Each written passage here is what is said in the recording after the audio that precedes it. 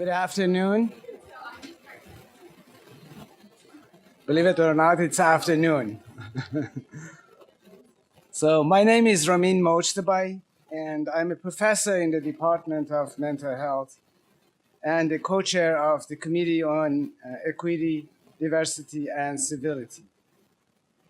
Along with my co-chair, Ms. Virginia Herring, I would like to welcome you to this panel discussion on public health perspectives on immigration in America.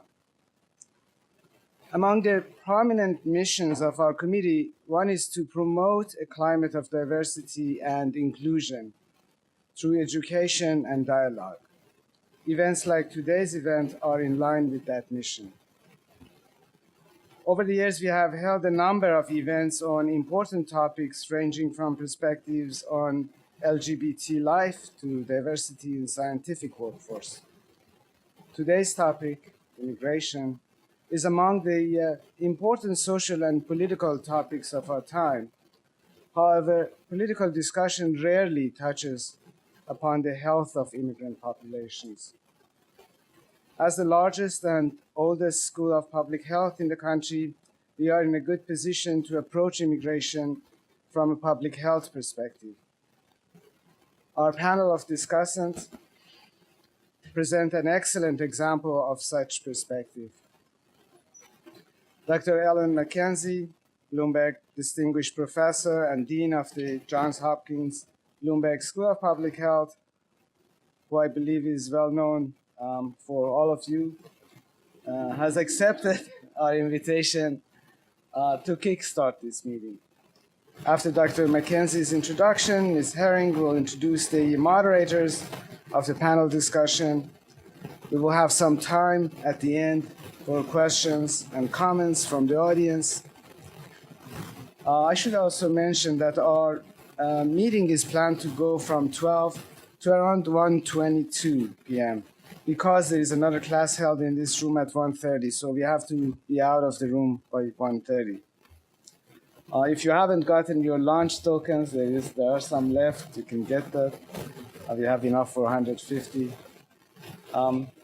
And before inviting Dr. McKenzie to the podium, I would like to thank the members of the committee who worked hard to plan this event, including Susan Williams, Dr. Matthew Eisenberg, Ms. Natalie Woodwright, Ms. Sarita Zhang, Ms. Mega Talur, Robert Ollinger, and the IT department in general, who did a great job. So thank you, guys. And with that, Dr. McKenzie.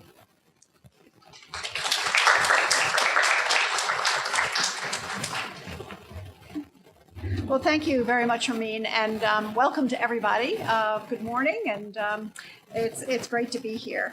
I do want to make sure I thank both Ramin and Virginia and the entire committee for putting this event together and past events, but also supporting our goal of diversity and inclusion throughout the school. They do a great job, and we appreciate all the time and effort and passion and dedication to this important goal.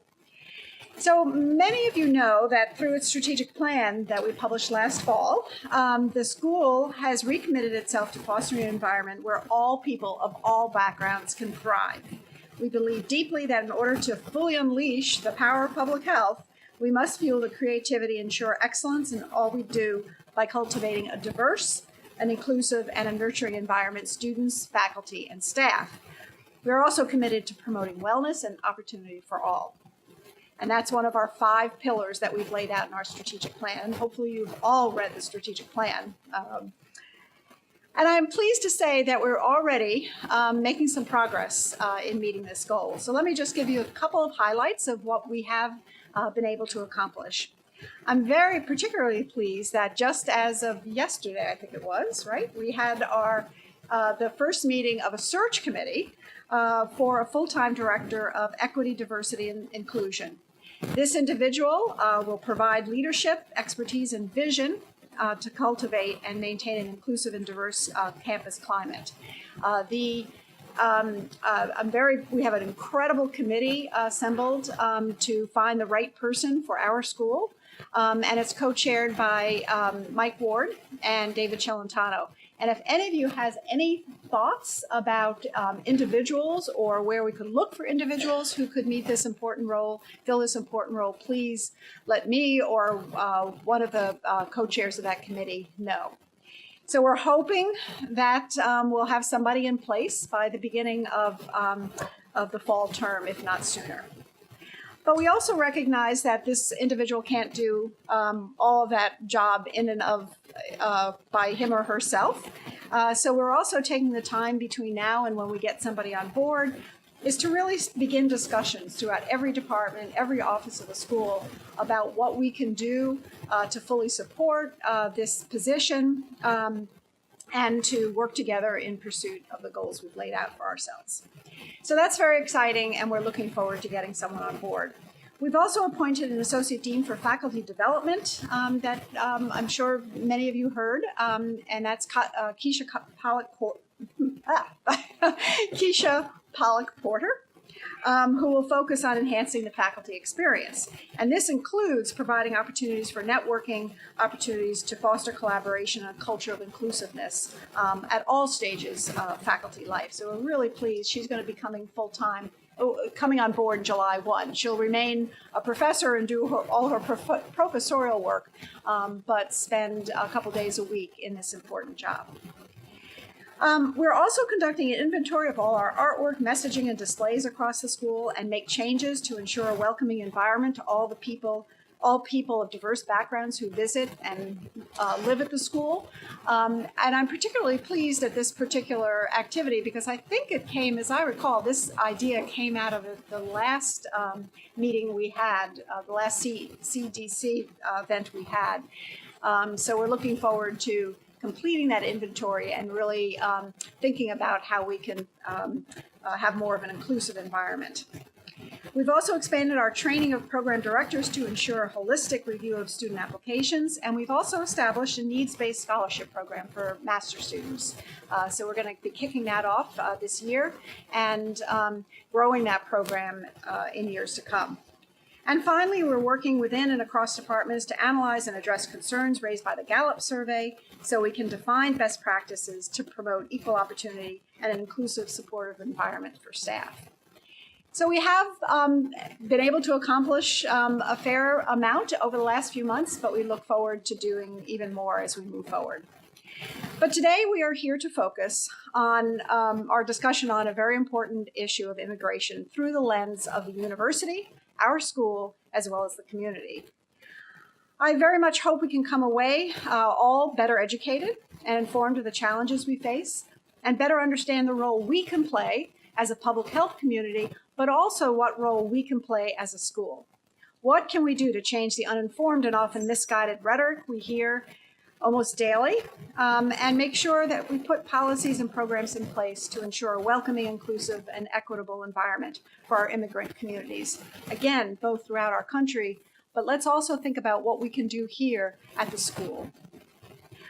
I am proud of the work our faculty, staff, and students are already doing in this area, and let me just share with you a couple of examples that I was able to glean. For instance, Dr. Carlos Castillo-Salgado is studying immigrant and refugee youth mental health needs assessments in Baltimore City schools. A recent Center for a Livable Future report addresses the public health impacts facing agriculture and meat processing workers in the U.S. with a particular emphasis on immigrant workers and their families, and calls for a workers' health-centered approach to immigration reforms. We teach courses in bioethics, human rights, and global health, and global perspectives on LGBT health that address many of the issues that we'll talk about today. Through SOURCE, we partner with organizations like Adelante Familia, that is dedicated to helping Spanish-speaking immigrants and their families in the Baltimore metropolitan area, and the Episcopal Refugee and Immigrant Center Alliance that provides post-resettlement services to refugees and assists immigrants with their adjustment to life in the U.S. And there are many more of these organizations that we partner with.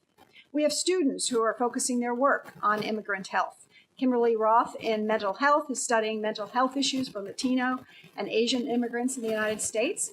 And CLF Lerner Fellow Anna Karmatz is studying obesity and cardiovascular epidemiology in underserved populations in immigrant communities, as well as developing interventions that encourage consumption of healthier and more environmentally sustainable diets. So these are just some of the examples of the activities that are ongoing at the school, and you're going to hear more in depth about other activities in just a few minutes. But clearly, we could be doing more, both in the research we do, in our teaching, and very importantly, in the practice and community engagement. So I'm looking forward to our discussions today and thinking of new ways we can live up to the foundation, really, of which our country is founded by addressing specific public health challenges of our nation of immigrants. I want to thank you all for being here today, and thank you for all you do to make our school the wonderful place to work, study, and grow that it is. So thank you, and look forward to the presentations and a very robust discussion. And now it is my pleasure to introduce Virginia Herring, co-chair of the Committee on Equity, Diversity, and Civility, and director of Health Sciences, Human Resources for the Health Sciences. Virginia?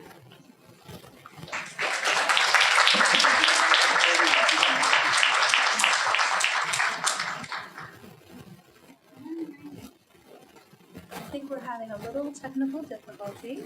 Prepare them. Okay. All right.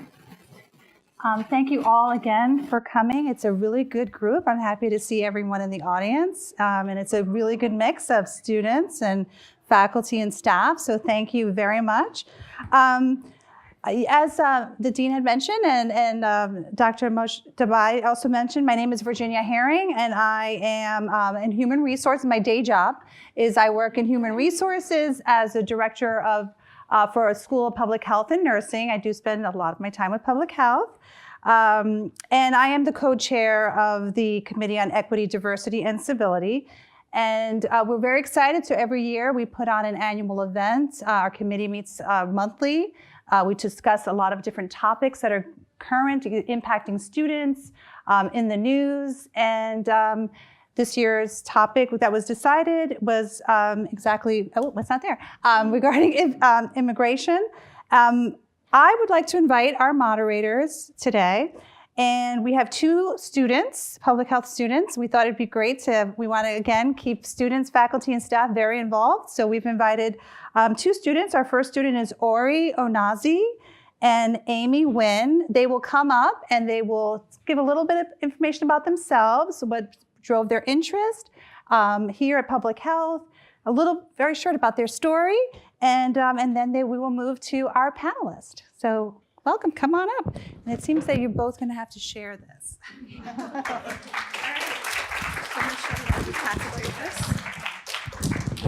Hi everyone, my name is Ori Onazi. I'm actually a graduate student at Johns Hopkins School of Education. Oh, it's okay. I'm getting my master's in counseling. I'm going to be working in the school system. So I have a little blurb here. I immigrated to the United States from Nigeria in 2004 with my family. We won the visa lottery. Has anyone ever heard of that? Yeah. So it was pretty cool. But assimilating to the new environment was challenging, especially navigating the education system by myself.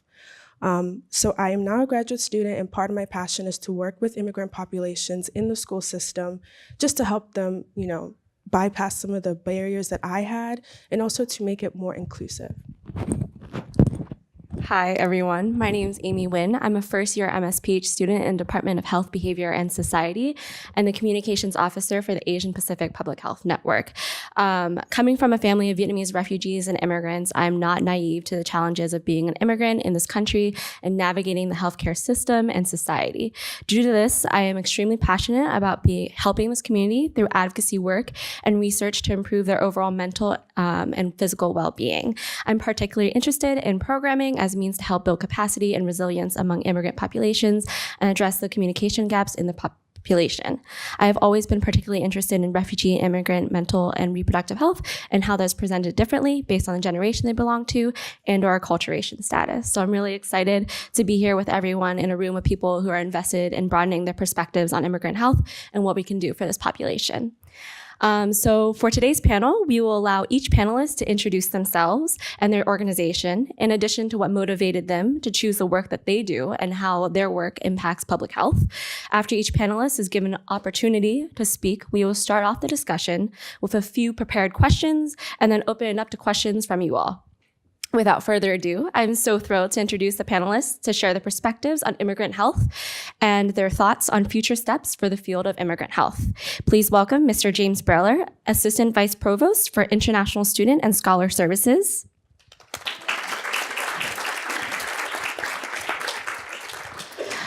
Dr. Danielle Rodriguez, Associate Scientist in the Department of International Health.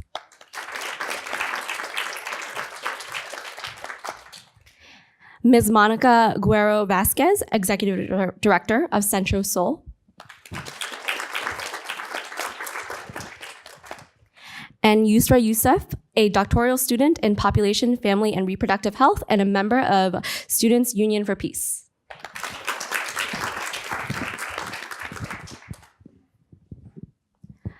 We welcome Dr. James Brailer to... I don't know if I'm supposed to touch this or not. Can everybody hear me? Okay. Yeah, we were warned like 5 or 6 times. If I need to speak up, let me know. Just sort of flag me. But thank you for having me here today. I'm not a public health specialist, so I think you'll gather that with what I will contribute today. But again, my name is James Brailer, Assistant Vice Provost for International Student and Scholar Services here at Hopkins. I've been in this field of international education for about 25 years.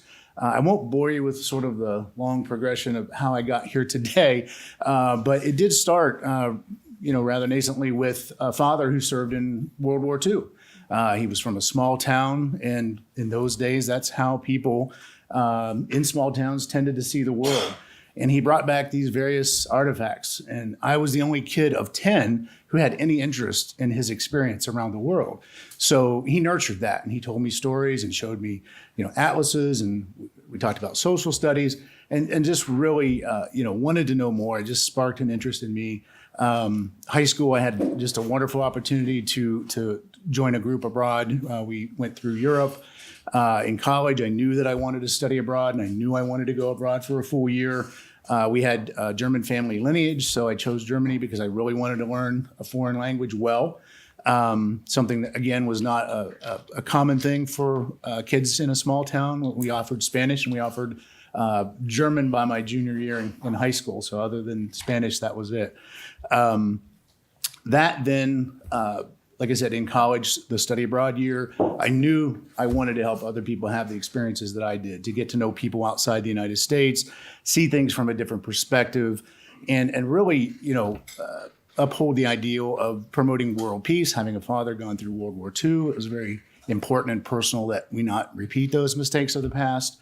And that can only happen through intercultural, communication and dialogue and learning from others. That career didn't work out so well, but I did have an opportunity to become an immigration advisor for international students. Not something that I really considered, but it was an opportunity that came my way, and fell in love with it. Fell in love with the people, the students, the faculty, the staff that I worked with. Had an opportunity to progress in the field. Ended up working on permanent residence for our faculty at Ohio State University.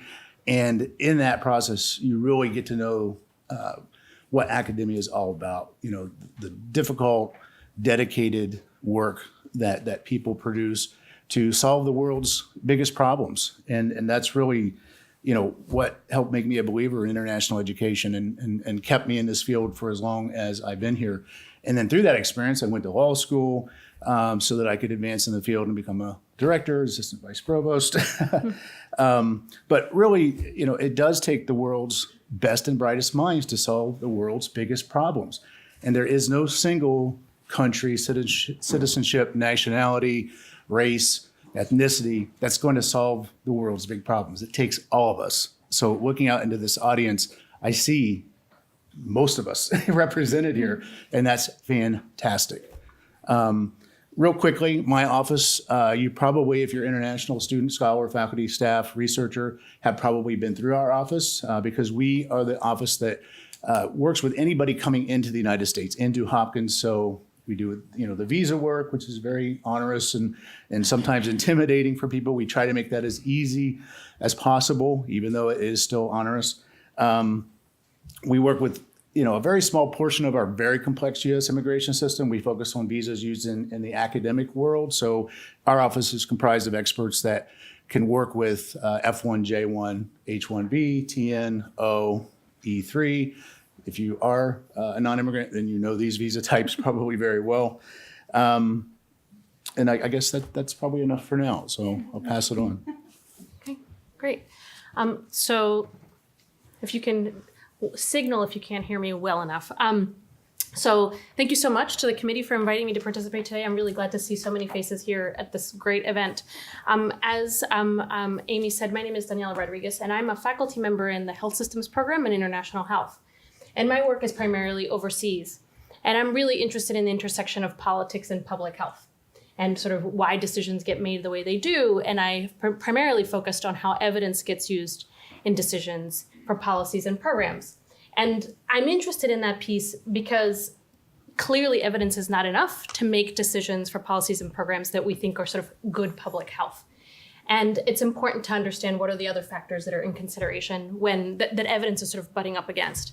But I think the other part of it is that actually the use of evidence is pretty political too. And so when you are bringing a particular piece of evidence to someone to try to influence how they decide things, there's a strategy behind that, whether you realize it or not. And there's a political sort of, there's politics around that as well. And I'm interested in that nuance, both from our sort of researcher side, but as well as the decision maker side. And one of the things I've been working on most recently is around the political commitment that governments express or don't to serving vulnerable populations.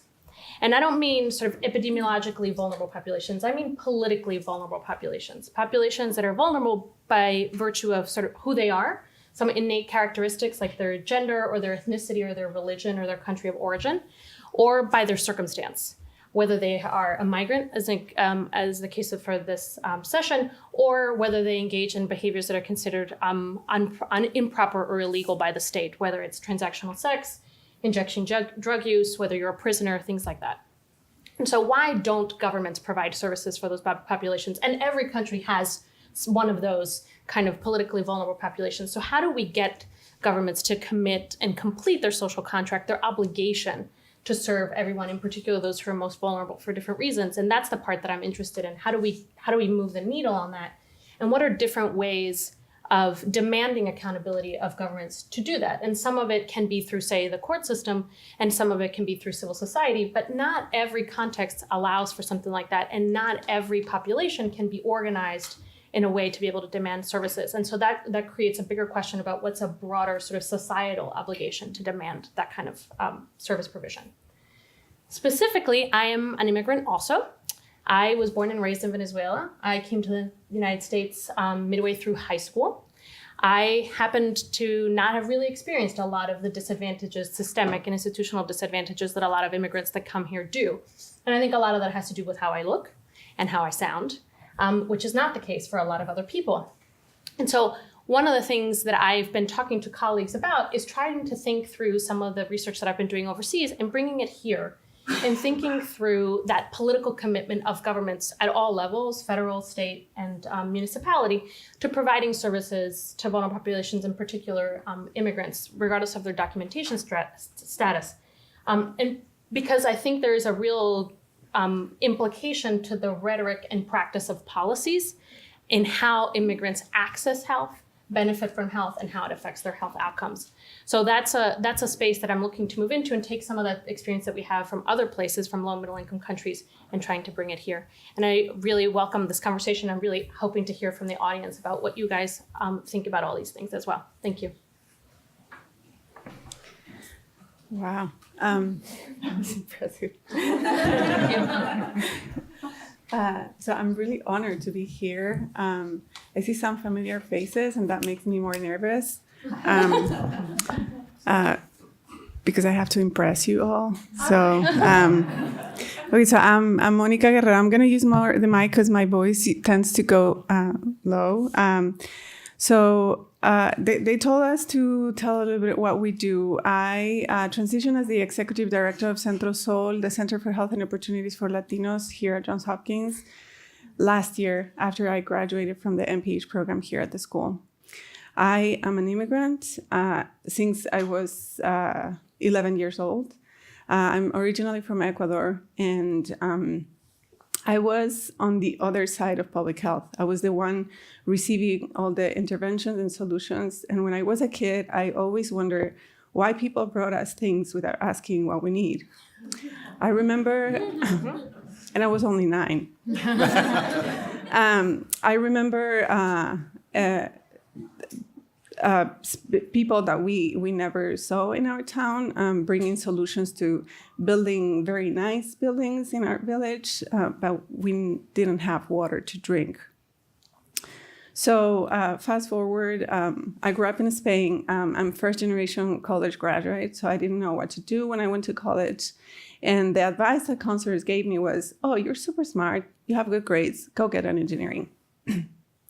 But I was looking for my call, for something that can drive me to change people's lives and answer the questions of my inner child, receiving those solutions that nobody asked me to do.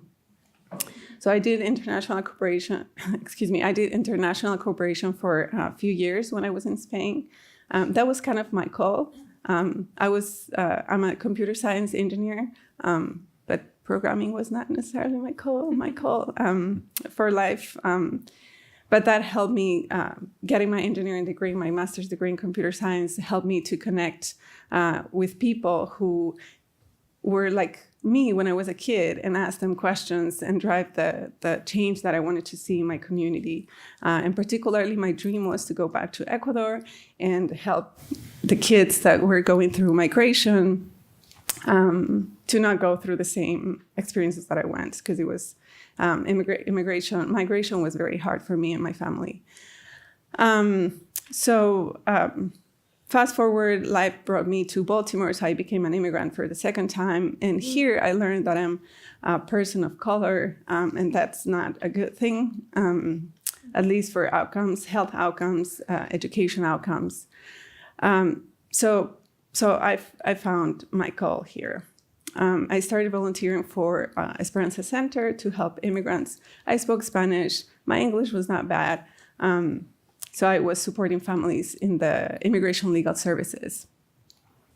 And I always think that it was the college experience that helped me to do that, because I was resourceful. I knew where to find for help and support the families I was seeing. And it was really cool because I got to see parents and kids that were exactly like my family. I was starting to help my parents. And I'm sorry I get emotional for that, but it was true. Like I saw my mom and my dad in those parents. So anyway, I started working, more and more for to get connected to the families and ask them what their needs are. I don't know what their needs are. And that was kind of the passion that drove me over the years to respond to the needs of the community. With time, I got connected to Hopkins. I was a computer science major, so I never heard about Hopkins. Sorry.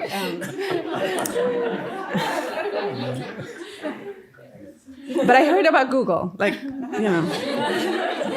so I actually got an interview for Google when I was here, and the call was that they just offered me to do programming and not to be connected to the community and the people. So I rejected that. And I also got another offer to do technical research in London for heart images or something, which is cool, but it was not what I was called. I love to be with the community and the families. So fortunately, Hopkins opened Centro Sol in 2014. And they told me that the mission was to promote equity and health and opportunities for Latinos, and that you will get to work with the immigrants here, and that Baltimore City was an emerging city, and that they don't know what to do with immigrants. So I was like, wait a second, I can do this. So I applied for the position. And again, it was college, I think, what really helped me to get to that position and to be hired at Hopkins. And now that I'm inside Hopkins, I realize how big the impact that this institution makes in Baltimore and in the world is. And I'm very happy and honored and humbled to be working here and to still be working here throughout the year. So I think I may be doing something right because I'm still here. But I want to mention that it has been like I'm in the executive director position because I've had great mentors. So I see some young people here, so I guess you're students. And mentors are key for whatever things you do in your life. Centro's sole mission, again, is to promote equity, health, and opportunities for Latinos. And the work that we do targets different areas. And that's the cool thing that I learned a lot about quantitative research, qualitative research. Currently, there are several projects, and I think we're going to talk more about that later. But what we are doing right now is tackling the needs that the community and the immigrant families have as in an emerging city.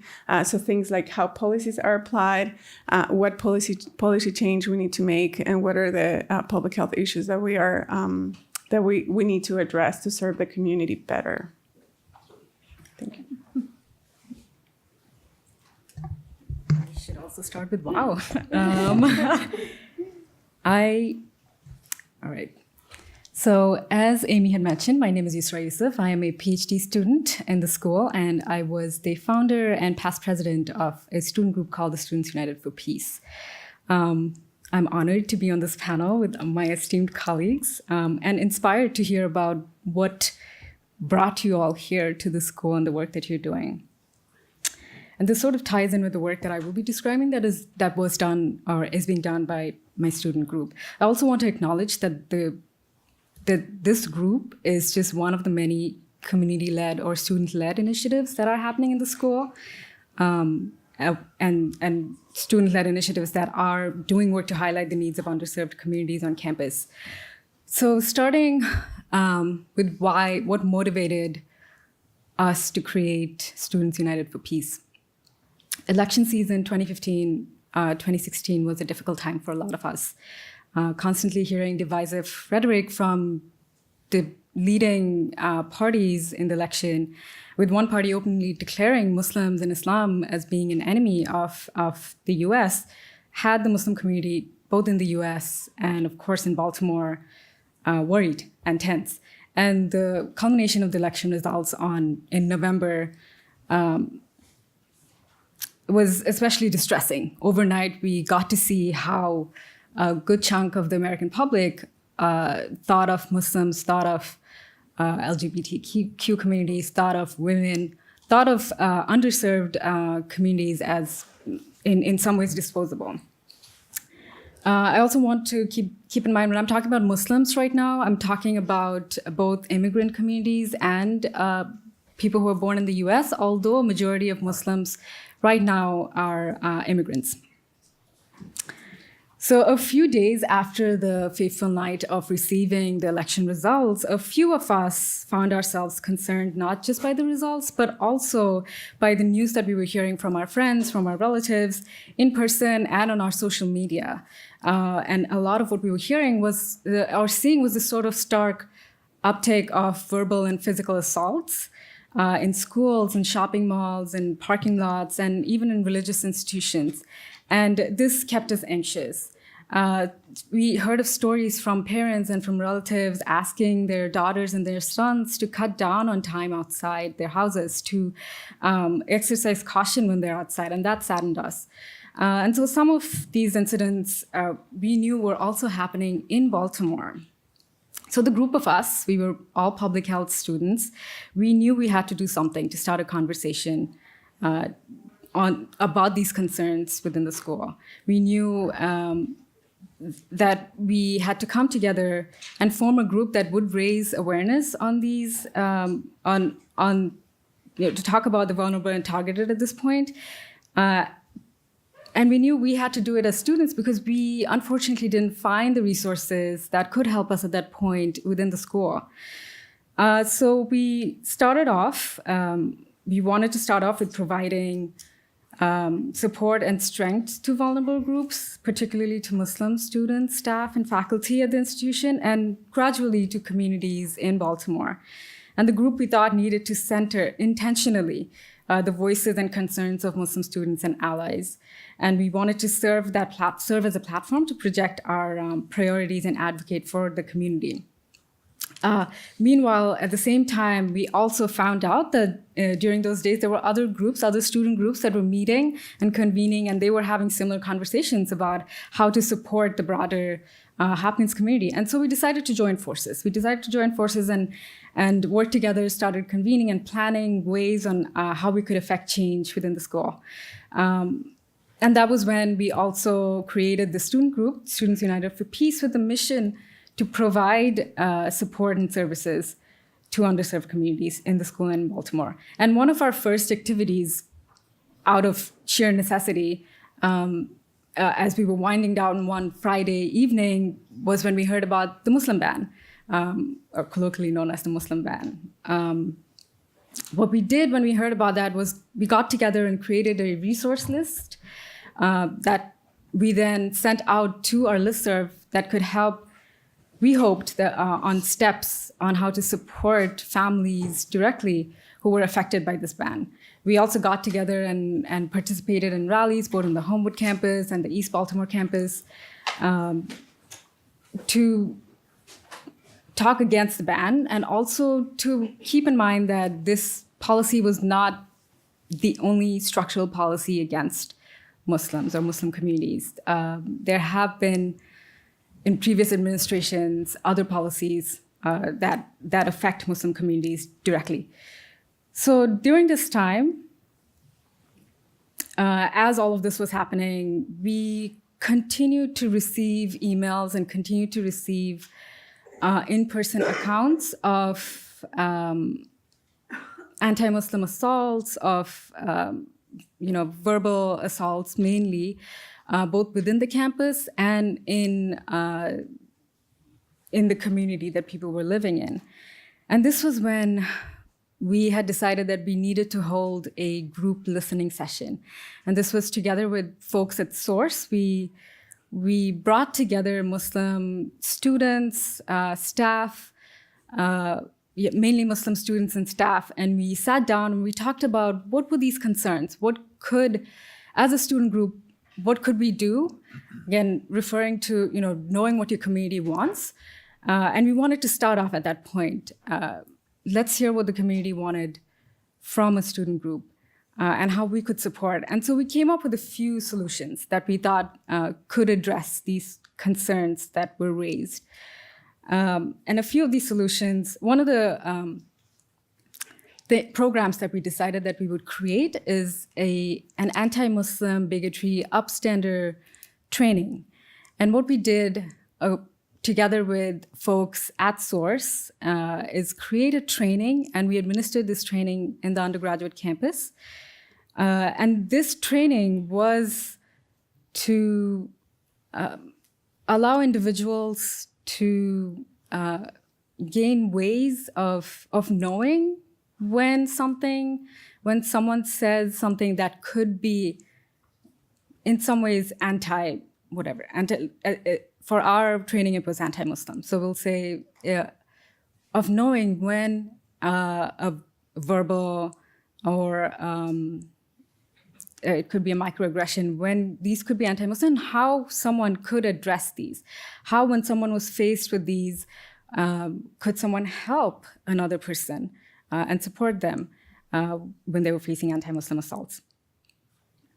On the East Baltimore campus, we had organized lectures and panels on American Muslim health. We had also organized some lectures that talked about the social and political context of being Muslim in the US at that point. Now, the question that could come up is, how is all of these related to public health? So we would say, as a student group, our immediate goal was to tend to the mental condition of folks in our community. And as our mission suggested, we wanted to be a source of strength and support and to provide a space for folks to relay their concerns, to know that there were other students and other staff or faculty who were there and who could understand the concerns. And especially for folks of color who were legitimately concerned that any sort of agitation work that they would do could be detrimental to their careers. We wanted to be, as students right now, we wanted to be that voice. How much we succeeded was a different story, but we wanted to be that voice. We also wanted to advocate for individuals who had their hands full just trying to work around, having been kept apart from their families because of, let's say, the Muslim ban. And our aim was to highlight at some level the folks who could not find the support and did not find the strength to say their stories, and to say their stories of being on the receiving end of hate and anti-Muslim assaults. We wanted to bring that to light. And on the same token, given that we didn't find the source, that sort of support within the school, we thought as students in the group, we were looking to create a sense of peace, to address the internal environment of uncertainty and the external turmoil that we were facing by leaning on one another. And now fast forward to this day, I'll say these accounts of assaults and hate crimes against Muslim communities still exist. Most recently on March 15th, we heard of the white supremacist attack in an apparently safe country of New Zealand. And that brings to light how this and other immigrant communities are still very much in danger, where we know that both Islamophobia and anti-immigrant sentiment led to the person killing Muslim worshippers on that day. And now close to home, we've had multiple accounts of copycat incidents on individuals, on buildings, and just in the past few weeks, and let alone the structural and political attacks that have continued on to take place on the community. So I won't say the work of the group is done, or the work of any of us individuals who are involved with the group is done. We still have ways to go, both within the school and outside the school. But the belief that brought us together in that environment of despair and anxiety 2 years ago, that belief that this group could serve as a vehicle to stand up for our communities and stay true to our mission to serve underrepresented communities on campus and outside, I hope that'll keep on serving us as a North Star to help us keep on moving towards the direction of providing that support. And I hope that we can continue to uplift the voices of immigrants and to denounce anti-Muslim violence, both on a macro and a micro level. And I hope that folks at the school can continue to support us with our work.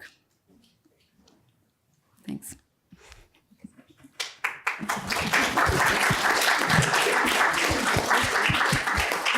Wow, thank you guys so much for sharing. I love the richness in everyone's stories. We wanted to ask if the audience has any questions for specific people. Not yet. Okay. I don't have one. I'm the designated mic. Oh, okay. Do you? Awesome. Okay, well, based on what you guys shared, I wanted to ask a question. What is a public health issue affecting immigrants that concerns you right now? And anyone can go.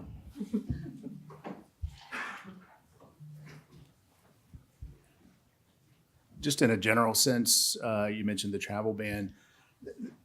I would say there's a more pervasive sense of uncertainty, certainly, and uncertainty brings stress to an already stressful Hopkins pressure cooker. It's a very rigorous academic environment here. So, when you see the developments of the last couple years, questions arise. Am I going to be able to stay in this country, finish my degree? Am I going to be able to work in this country after I finish my degree? How is this going to impact my long-term career aspirations or my more immediate academic goals? So, we have seen, some manifestations of fear, I would say, and some reduction in the number of students who choose to stay here after graduation. And I think they're voting with their feet, so to speak. But as our office is here to try to engender a welcoming environment, we also try to partner or plan some events that help students decompress outside, the reality of the world and the reality of the academics, to engage with their colleagues, which was wonderful to hear some of the advocacy that my colleague here did with the group to bring them together to kind of just come together and explore what can we do in this environment.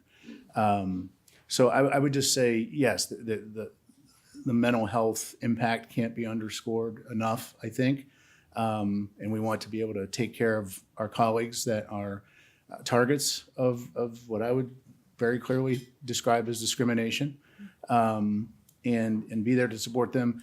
Meanwhile, I want you to know that the university is very active behind the scenes. I know our president has, our university president has been very supportive of the Important distinction there. President Ron Daniels is very, very clearly allied with our immigrant community here at Hopkins. He understands the value and the critical nature of what you bring to this institution.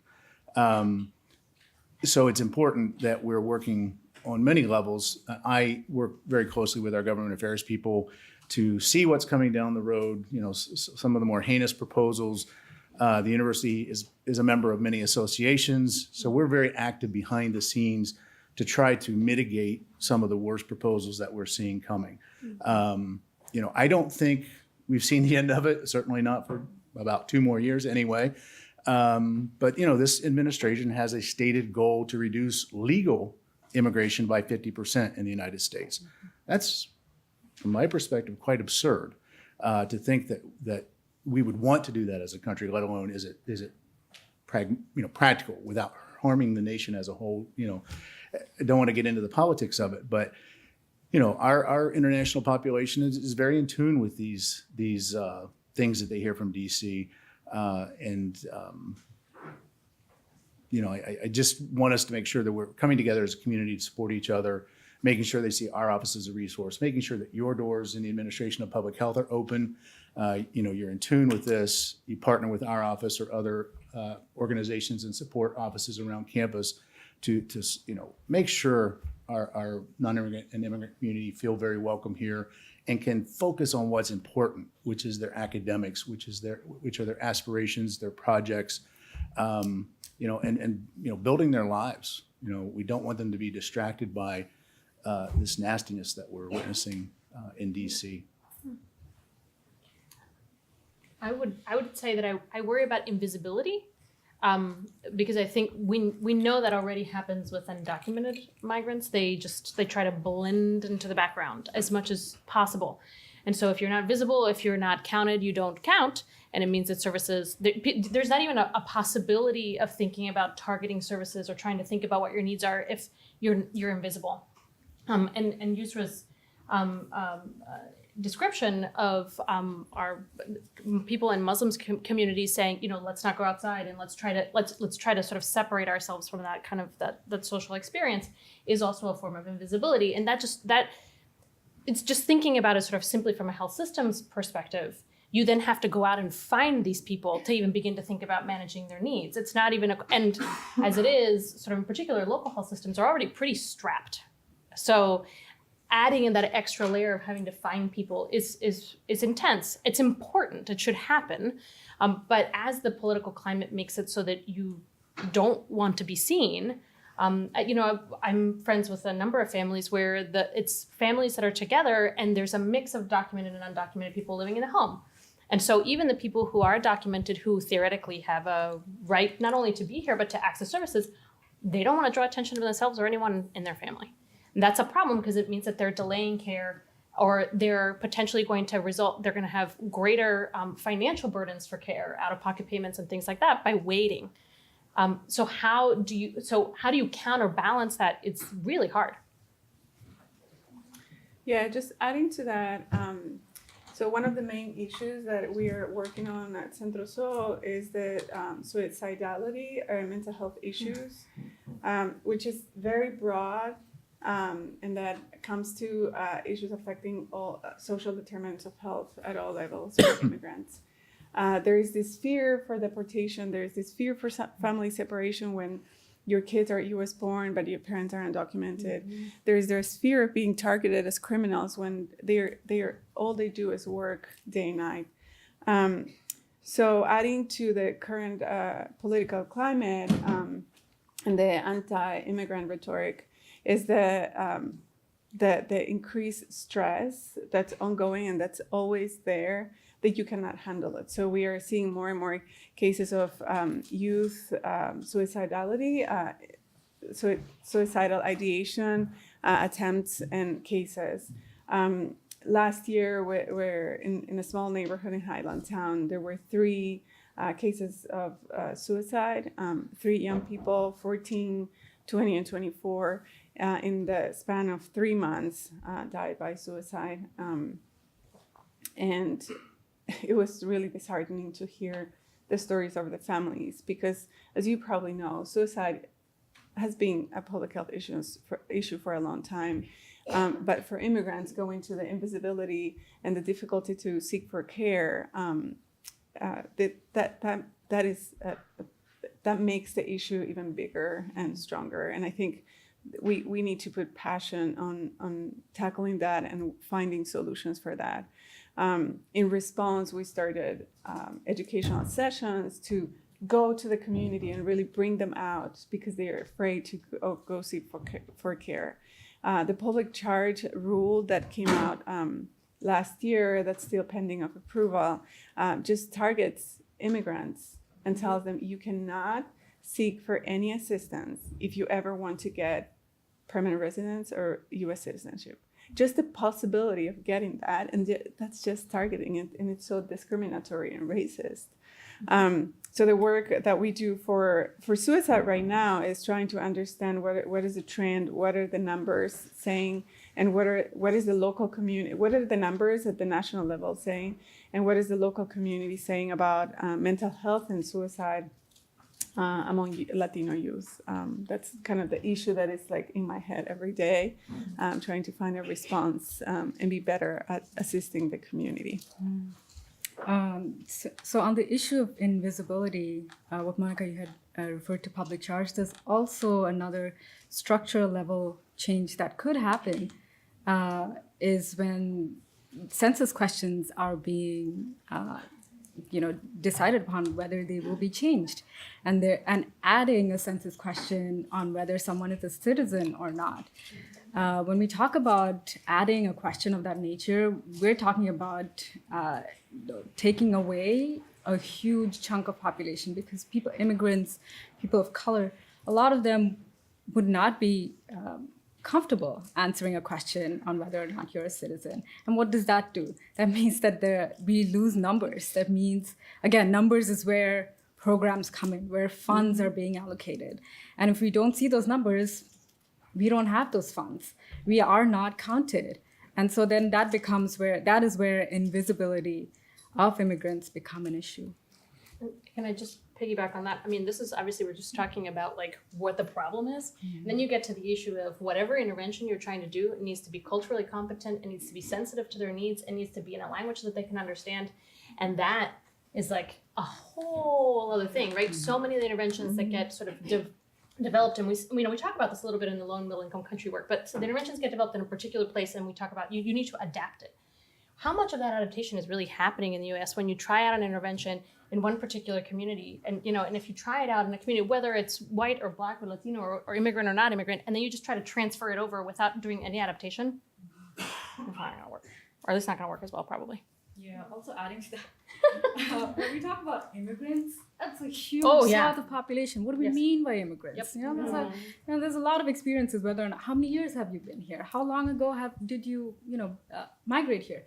Was that when you were a teenager? Was that when you were in college? And that's just one part of it. There's also, what race, ethnicity, religion, all of that adds to your experiences. So when we talk about immigrant health, we're still not there on how it relates to programs, it relates to sort of research that we're doing. Since we are in an academic institution, let's talk about the research.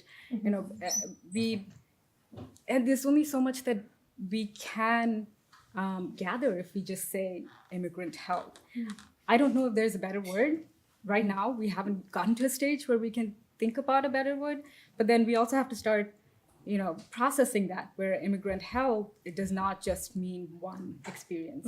There's various experiences. I mean, sorry, this is a particular sort of like thing that bothers me, is this idea that not only the same, but like that also that even that, well, you can just divide them by geography, like Asian immigrants or Latino immigrants or Middle Eastern immigrants, not same even within the group, right? So her experience in Ecuador is very different than my experience in Venezuela. Is going to be different from a Guatemalan, somebody from the Guatemalan highlands. And so just sort of approaching it like it's it is a broader rights issue that is a blanket issue. But when you get to sort of services, you have to get into more of the granularity. I mean, it's a lot of the conversation around intersectionality that is happening around sort of gender and race, but also it's this your background, your history, your exposures really vary.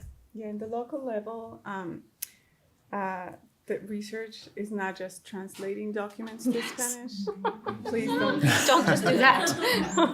Yeah, that kind of summarizes this diverse Latino and immigrants population. Thank you so much for sharing your concerns. I'm sure we all echo the same things. Everyone was nodding and agreeing. I'm going to open up again. Does anyone have any questions that they would like to ask the panel? Oh, there's one over there, and then we'll come to you. Thank you, panelists. Your ideas are very, touching, and I would like to ask you from your experiences, is it more of policy gaps that complicate migrants' health, or it is more of personal biases, maybe racism or something that mainly accounts for the challenges that migrants have when it comes to accessing or being in good health? And if there are more policy gaps, what kind of policy gaps have you so far identified as complicating those migrants' health? Thank you. Should we take a couple of questions at once, maybe? We can do that. Oh, sorry.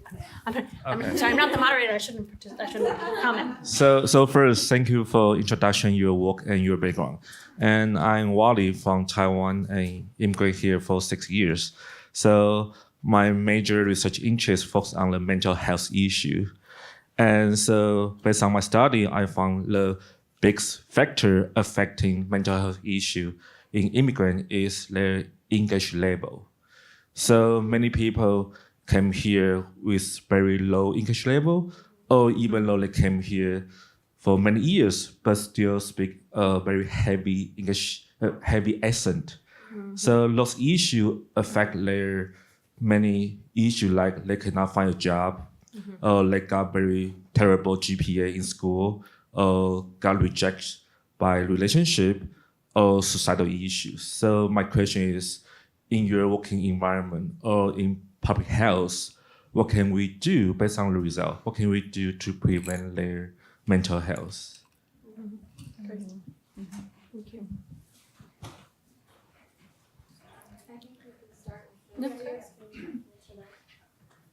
So I will defer on the sort of care questions, but I would say around policy gaps.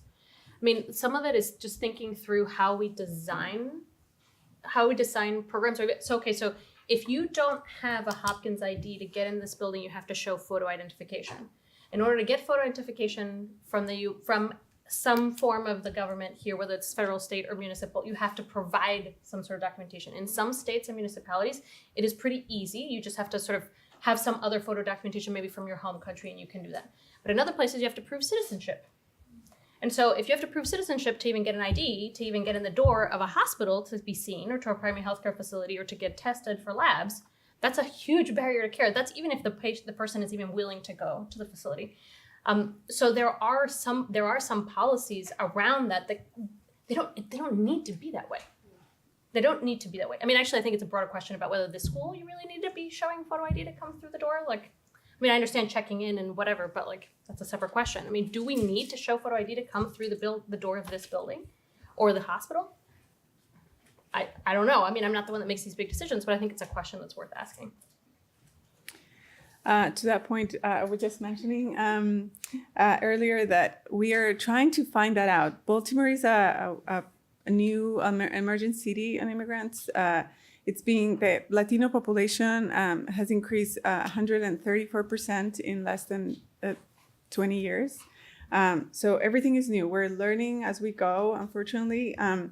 And in terms of policies, we were just wondering for health insurance, for example, the policies are very broad, but that doesn't help to how they are implemented. So we probably need to revisit that as public health professionals, to revisit that, how they are implemented, if we need to do more training, cultural competence training, but also if we need to revisit the law. So it's like there is a mix of policy gaps and policy implementation issues, I think. And then to the question about mental health issues, I think Dr. Rodriguez already mentioned like adaptation of programs, but most importantly, listening to them. Centro Sol, everyone in our team is bilingual, and 85% of our staff are bicultural too, so they're Latinos too. And I think being cultural competent is not just speaking Spanish, it's really being able to understand and connect with the community. And that's when what I mentioned at the beginning, that is not that I'm the expert and I'm going to tell people what they need or what I think they need, or it's bringing them to the table and doing all this community participatory research that is very important. Listening to them. It's not just check the box and say, yeah, I had some community members. It's really listening to them and making notes of what they have to say, of how they want the program to be delivered. Because sometimes we provide materials in Spanish, and that's not enough because half of your class is illiterate. They don't know how to read. Or Spanish is their second language, so they have another language.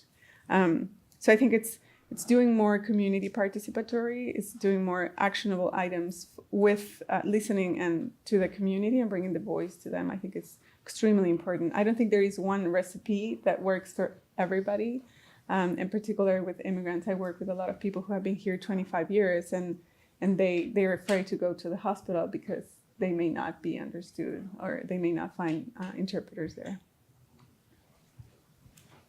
Yeah, I think to both the question of whether it's individual biases and what sort of and how to create programs. I think individual biases can only be addressed through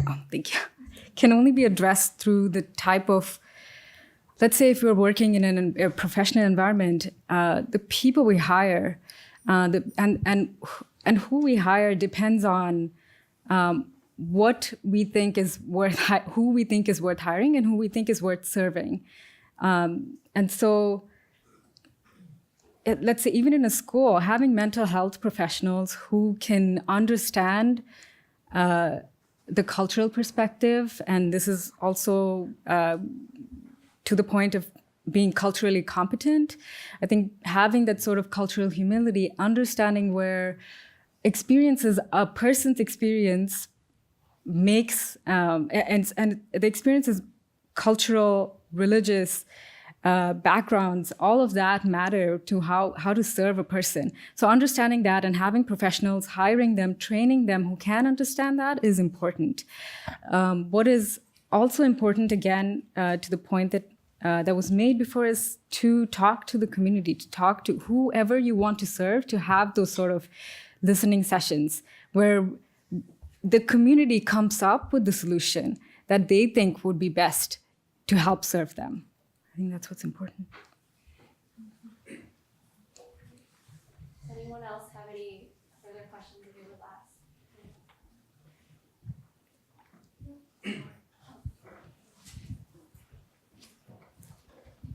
Hi, this is not a specific question.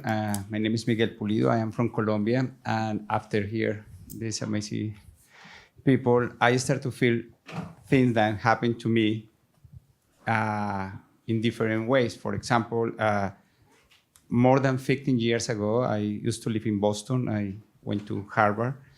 I was a student, and the first week, one of the my classmates say, please keep your ID all the time in some place that everybody can see it. I was thinking it was for security reason at the school, but then I realized that was for walking outside of the school, because as Dr. Daniela said, the way that you looks like and the way that you speak English, that was to prevent that the police ask me for something. I start to see in the public transportation how the police, the immigrant police, catch people and ask for documents. And that was like that was my safe brain, like that all the time. Also, in more than one opportunity here, I don't say everybody, but a lot of people also think that I am from Mexico. It's like beside this border is only Mexico, and Latin America is different country. You are from Mexico. No, I don't know, because maybe I have a little strong, I am very confident personality. And I say, no, I'm not from Mexico. And people, where are you from? And I say, from China. they immediately change the way. But that's exactly everything that you say, how you look like, how... When you were talking, I say, oh my God, I feel all that stuff in my personal life as experience here. Thank you. Thank you for sharing that. And again, we welcome comments as well, because I'm sure you all have perspectives.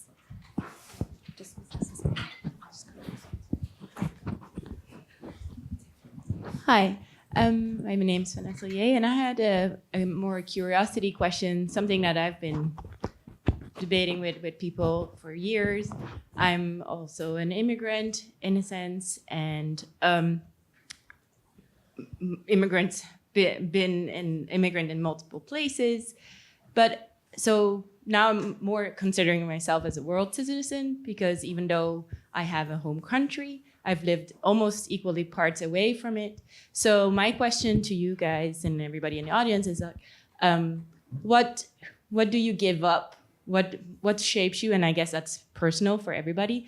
But also it comes to the bigger problem for example, what I saw in the US is very happening is that even from back in the days, cultures localize in their own communities, stick with each other, maybe don't even ever speak English because there's no need to, because they can do all their shopping and all their things, all their communication in that one community.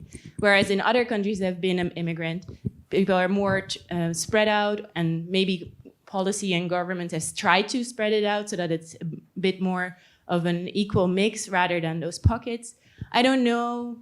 I still don't know what is better from my experiences and what I've observed, but I was wondering if you guys had opinions about that. What is better? Do you really stick with all the things? Because, for example, there are also norms and laws that are different from certain countries, that you cannot always be your true self or your true heritage in a new country. So what are the boundaries that you give up and what not? And I was wondering what your take on that is.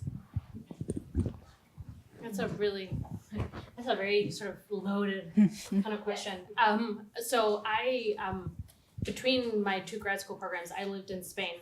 My husband had been offered a pre-doctoral fellowship, and so I went with him. And my husband is from the United States. And so he had learned to speak Spanish through classes. So he sounds like a gringo. And but I don't, right? So I'm in Spain and I'm speaking fluent Spanish with the people that I'm interacting with, but I have a Latin American accent.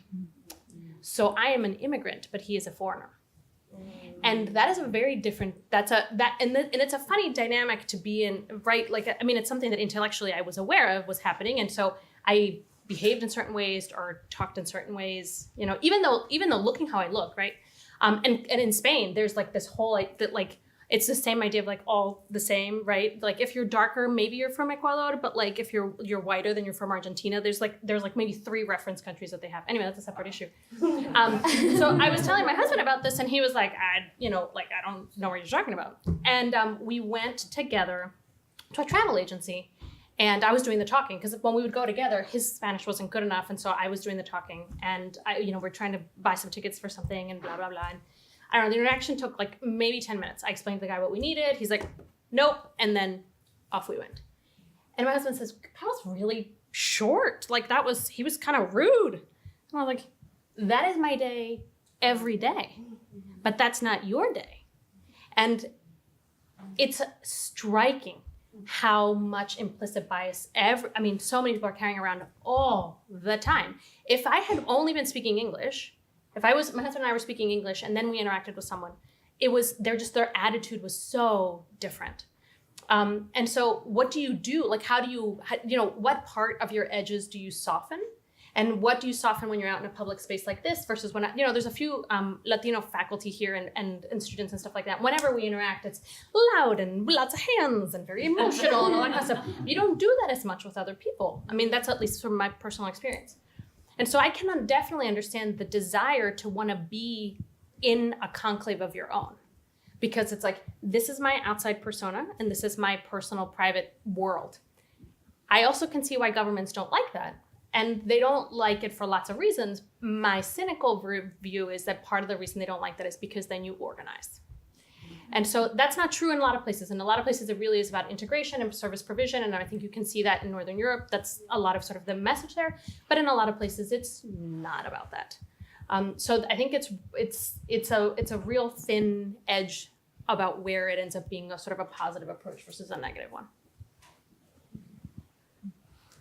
I think one thing to add to that experience is also some more morenita, right? Like I'm more like brown. So discrimination is more direct to me. And I experience that every day for my whole life. It was in Spain. It has been here. There's always the question but are you sure you want to be here? If I want to buy a car, are you sure you have money to buy the car? If I go to a restaurant, are you looking for a job? So it's the internal bias that we need to unlearn when we interact with people.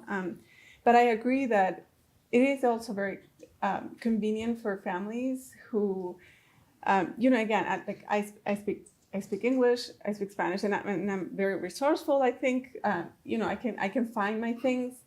But if you don't have that skill, if this is the first time that you left your country, that my parents face that. If they have to find a space where they feel home, where they feel welcome. But it turned out that I can use the words that here in the U.S. and it's if you're a person of color, it happens that when you group and you live with your community, with your culture, it happens that it's also the poor neighborhood. It's also like where there are more disparities, where you have access to less resources, where schools are worse, where there is more violence. So there's this connection between, I've had to jump through all those barriers to really get to a point where, I can see that and I can do something about it. But when you're leaving that, like for my parents, for example, just thinking about, fighting against or organizing or things like that is so difficult because they don't even have the opportunity to do that. That's not something that you wake up one day and say, I'm going to organize today. Between my 3 jobs and raising my kids. Yeah, it's like you're given that opportunity. We take it for granted. And I'm so blessed that I had that since I was a kid, my parents said, you're going to go to the university. But I didn't know what it meant. So the communities that I work with, and that's where I have the passion to work with them, is because they're never brought to the table. They're always asked questions if they go to a restaurant, are you looking for a job? No, I came here to have a great dinner, So I don't know. It's very difficult to find the mix. I don't know, as you said, what is better or worse. I think there is more work to do about it to really break the disparities, reduce disparities, and improve the lives of people, whatever they decide to leave. Mm-hmm. Yeah, I think sometimes you're not even given the choice. Your question is premised on this assumption that you have the choice to decide whether or not you want to hold on to something. Sometimes you don't have that choice. It's beaten out of you if you want, say, to get a job in a place, or if you want to feed your family. So I think it is a very loaded question on whether or not, or how much you can give up and how much. And also, what does that mean? What does assimilation and integration, what does that mean? when you're talking about immigrant experiences. I don't have a clear answer for this. I don't have a clear answer either, but I would just add from an international education and exchange perspective, when we're working either with international students who come to this culture or to this country, and when I'm speaking of the international students that we work with are principally students who are coming here on an F1 visa, and they're going to go back home after they're here, or in working with American students who are studying abroad, you want to retain, your support network, right? So those are the people that you know that share your culture, because when times are tough and when you're away from home, times do get tough. You need to have that comfort zone, but we also challenge them to get out and learn about their host culture, or if they're immigrating, their new culture, because it's going to be vital again for their mental health and well-being to survive and understand that culture. So I don't think it's a choice of giving up or the excluding. You try to manage both. You try to find that balance, and unfortunately, it does come with daily affronts, and insults, perceived insults. I'm not a good study of human nature. I've got my own beliefs. Sometimes I think people are truly ignorant and have, ill intent. Other times I think people are just trying to find a way to start a conversation, and it happens in some of the most awkward ways that may be unsettling or uncomfortable to you, but maybe they're just trying to find a way to learn more about you. But yeah, you have to keep your eye on the ones that don't have your best interests at heart. And that can be challenging to discern in a new culture who's really interested and wants to get to know me better and who really doesn't want me here, and you find that anywhere you go in any country in the world, unfortunately. Yeah, thank you guys for sharing. I actually wanted to add a little bit to that question, if that's okay. So I have two younger brothers. I come off as very American, but my brothers are 6 foot tall, big black guys, and they have assimilated to the American culture because they came here when they were really young. But then the negative side of that is what it means to be a black man in America. Oh, yeah. So a lot of times my parents have very racist opinions about black people, and I have to educate them like, no, that's not true. But unfortunately, their opinions are justified because of what they see with my brothers getting involved with. So I think sometimes it is difficult to decide like how much do I want to assimilate and how much do I want to, hold my own culture. To add on to that as well, my first language is Vietnamese. My family immigrated in 94. I was born in 95. I grew up in a family just speaking Vietnamese fluently. I speak English fluently, as you all can tell. So when I go into an American setting and I speak Vietnamese, people are shocked then when I can switch right back to English, and they no longer feel like they need to treat me in a different way. They're like, oh, you're one of us. But then when I go into a Vietnamese setting and I'm speaking Vietnamese and I speak English, they're confused. They're like, are you one of us? Are you not one of us? How do we deal with this? And it affects your mental health. It affects, who am I? What is my identity? Am I Vietnamese? Am I American? Can I be both without disrespecting either one culture? It's really hard to navigate. And I really think that as public health professionals, we should work to help people navigate that bicultural, we want to assimilate, but it also affects our mental health because our family may not accept us then if we're too American or too one way or another. It's hard. But I think we're running out of time. Yes. So if there are any final comments from our panel, if not, I'll lead it back to Virginia. Right there. We can do a short response. Yeah. I was just curious about if you had opportunities to share your programs in other states, or if you've had opportunities to also share with other organizations your knowledge. As you've mentioned, it's a work in progress. You're learning over time.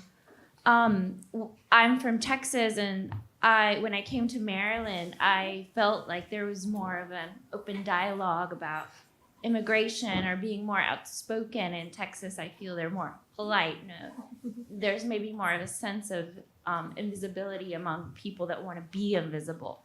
And so I'd imagine that depending on the state, and there's different states that are more open to these programs. And I'm just curious about your experiences working with other states and in different environments, and if you've been called to share your knowledge with different areas. So we're currently working with Massachusetts in Boston in a couple of projects, actually. One on patient-centered outcomes research and another one on suicide prevention for youth. You can see differences in some policies in terms of healthcare access, and it's just the way of sharing and where things can be adapted. Baltimore City is very particular. It's a welcoming city, so it's like a certificate that they get or name that they get for welcoming immigrants. It's also particular in Baltimore City. As you know, we lose population every year. I think last year was 10,000 people less. So we need immigrants. It's a need thing that is recognized by the government. And in Boston is a little bit different. There are more generations of Latinos there. So yeah, I agree. We're not called to share. We have to look for opportunities to share, which is good, but it's also difficult. Like where you look, where you can go to share the experiences. But yeah, it's important to kind of learn from each other. Thank you. Okay, well, thank you all very much. We should thank you.